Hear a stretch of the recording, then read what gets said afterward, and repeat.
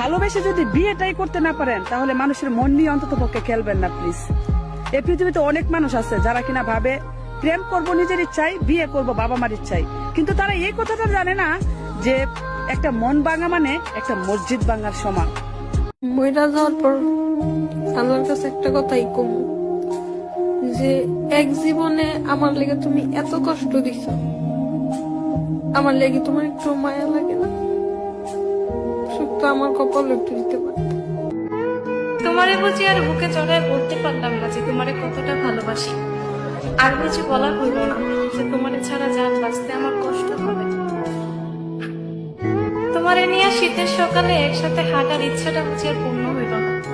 তোমারে নিয়ে হাজারো বছর বাইচা থাকার শখটা বুঝি আর পূর্ণ হইল না। দেখছো প্রিয়, আমার ইচ্ছাগুলো কত অসহায়। দুনিয়ার কোন ভিক্ষু কারোর দরজায় যায় এমন ভাবে ভিক্ষা চায় নাই যেমন ভাবে আমি আপনার ভালোবাসা পাওয়া লেগে ভিক্ষা চাইছি। দুনিয়ার কোন মানুষ তার জীবন হারানোর ভয়ে হাউ মাউ কইরা কাঁদে নাই যতটা আপনার হারানোর ভয়ে আমি হাউ মাউ কইরা উঠছি। দুনিয়ার কোন ক্ষুধার্ত ব্যক্তি তার ক্ষুধা সারানোর জন্য খাবার পাওয়ার লেগে নত হয় না যতটা আপনার ভালোবাসা পাওয়া লেগে আমি নত হয়েছি।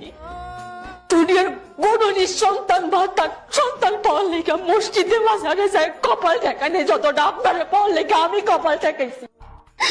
কোন বেকার যুবক চাকরি পাওয়ার জন্য এতটা হাঁটে নাই যেমনটা আপনার পাওয়ার লেগে আমি তরিকা বের করি। দুনিয়ার ব্যাপক মানুষ বুঝলে যে আপনার আমার লাগবে খালি আপনি মানুষটা বুঝলেন না।